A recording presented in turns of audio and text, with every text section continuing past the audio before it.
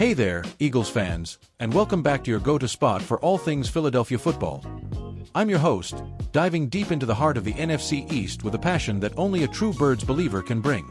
Picture this. It's mid-October 2025, the leaves are turning in Philly, and the air's buzzing with that familiar mix of hope and heartache. But here's the burning question that's got everyone from South Street to the suburbs talking.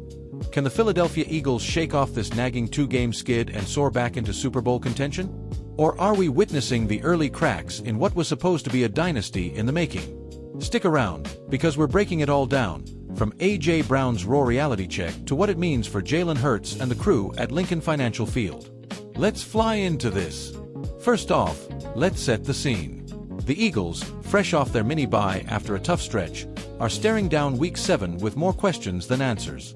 They've dropped 2 straight, and the offense, once a high-flying machine that lit up scoreboards, looks stuck in neutral. Remember, this is the team that hoisted the Lombardi Trophy just last season, defending champs who turned heads with their grit and glory. But now, whispers in the locker room and on the practice field suggest it's time for a gut check. Head coach Nick Sirianni and his staff have been hyping up some new third-down wrinkles, stuff beyond the basic 5-yard outs and curls that defenses have started sniffing out like a hound on a scent. But will it translate on game day? That's the million-dollar question, folks. And speaking of straight talk, let's zero in on what wide receiver A.J. Brown dropped on reporters Wednesday at his locker.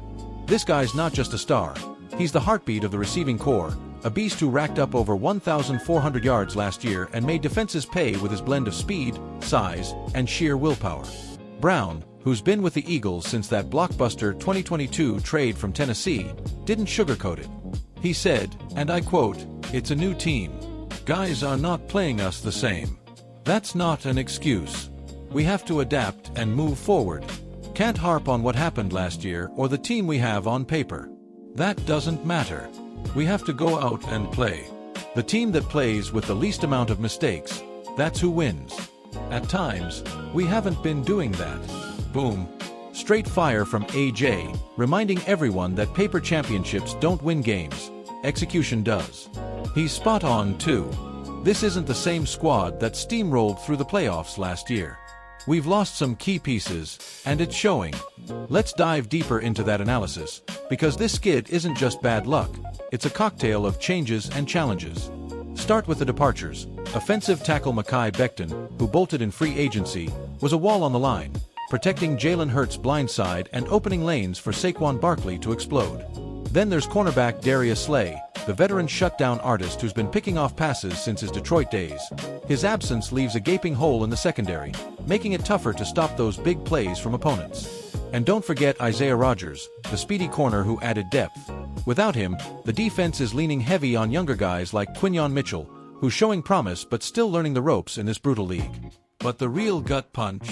Losing offensive coordinator Kellen Moore, the mastermind who transformed our attack from predictable to powerhouse. Moore, with his roots in Dallas and Boise State, brought that creative flair, play-action fakes, motion to confuse linebackers, deep shots to stretch the field. He took Jalen Hurts, the dual-threat dynamo from Alabama and Oklahoma, from a first-round playoff exit to Super Bowl MVP contender. Now, enter Kevin Patullo as the new play caller. Patullo's been with the team since 2021, climbing the ranks from pass-game coordinator, and there was buzz about his fresh ideas. Maybe more RPOs, run-pass options, for those new to the lingo, where the QB decides post-snap whether to hand off or throw. But so far, the offense echoes the frustrating lows of Hurts' early years, back when turnovers plagued us and drives stalled out. We're seeing too many 3-and-outs, penalties killing momentum, and a lack of rhythm that's got fans groaning. Statistically, check this out. Through 6 weeks, the Eagles' third-down conversion rate is hovering around 35%, down from last year's league-leading 48%. Yards per play dropped from 6.1 to a pedestrian 5.2. And Hurts, bless him, has thrown 5 picks in the last 2 games alone, uncharacteristic for a guy who's usually as cool as the other side of the pillow. Is it the scheme? Protection breakdowns? Or just teams scheming harder against our stars like Devonta Smith, the Slim Reaper with his route-running wizardry, or A.J. Brown himself, who's still hauling in contested catches but facing double teams galore? To put this in historical context, let's rewind a bit, because the Eagles' story is one of resilience, baby. Think back to the glory of 2017, when underdog Philly, led by Nick Foles in that magical Super Bowl run, shocked the world against Tom Brady's Patriots. That Philly special trick play? Iconic. Or the Andy Reid era with Donovan McNabb slinging it to Terrell Owens, battling through those NFC Championship heartbreaks before finally breaking through. We've got legends like Reggie White, the Minister of Defense who terrorized quarterbacks in the 80s and 90s, or Brian Dawkins, Weapon X, whose hits still echo in the link. Fast forward to today, Jason Kelce, the retiring center-turned-podcaster extraordinaire with his brother Travis, talk about pop culture crossover, with their New Heights show blowing up and even tying into Taylor Swift's world. Kelce's leadership in the trenches is missed, but his spirit lives on in guys like Lane Johnson, the right tackle who's been anchoring the line since 2013. Comparatively, this two-game slide isn't unprecedented. Remember 2020? We went 4-11-1, Hurts' rookie year amid pandemic chaos, and it felt like rock bottom. But we bounced back, making the playoffs in 21 and building to that Super Bowl win. Stats-wise, our current defense is still top 10 in points allowed, thanks to studs like Jordan Davis clogging the middle and Hasten Reddick. Wait, no, Reddick's gone too, traded to the Jets, adding to the turnover. Hold on, let's correct that. Josh Sweat and Nolan Smith are stepping up on the edge, but we're allowing more explosive plays than last year.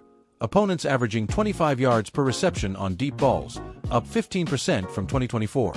Offensively, Barkley's rushing for 110 yards a game, but without Moore's misdirection, defenses are stacking the box. Now, imagine if I could grab a quick chat with some insiders. Let's say I caught up with a fictional Eagles legend, like Hall of Famer Brian Dawkins, for his take. Listen, Dawkins might growl in that intense voice. This team's got the fire, Hurts is a warrior, Brown's a monster. But football's about evolution. Adapt or get left behind, just like we did against those Cowboys rivals in the 90s. Or picture Sirianni post-practice, we're not panicking, folks. We've got weapons, AJ, Devonta, Dallas Goedert at tight end. We're incorporating ideas from everywhere, even chatting with Scott Loeffler, that Bowling Green guru who's got a knack for quarterback development. Watch us flip the script.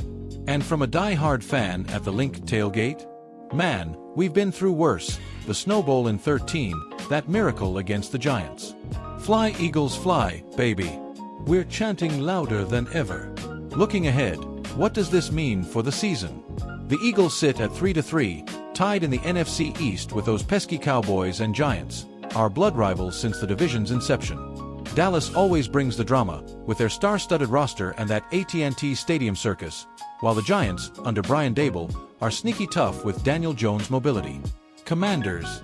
They're rebuilding, but Jaden Daniels is a wild card. If we right the ship, playoffs are still in reach, maybe even a division title. Predictions.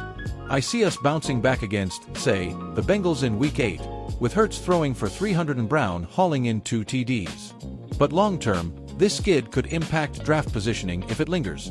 Maybe snag a stud lineman in the first round. Expert opinion. Analysts like those on ESPN are split.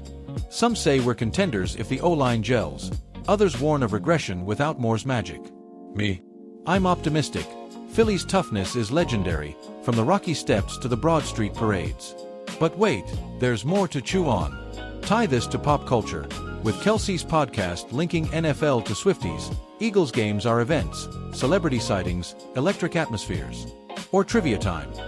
Did you know Fly Eagles Fly dates back to 1960, our fight song that's belted out after every score? It's the soundtrack of Philly pride. And historic rivalries, the body bag game in 90 against Washington, or the miracle at the Meadowlands against the Giants. Moments that define us. Wrapping this up, Eagles Nation, don't hang your heads. This team's got the talent, the history, and the heart to turn it around. Tune in Sunday, rally with your green gear, and let's see them adapt like AJ said. Whether it's a nail-biter or a blowout, remember, in Philly, we fight. Fly Eagles fly. Thanks for joining me. Stay locked in for more updates. Until next time, this is your Eagles Insider signing off.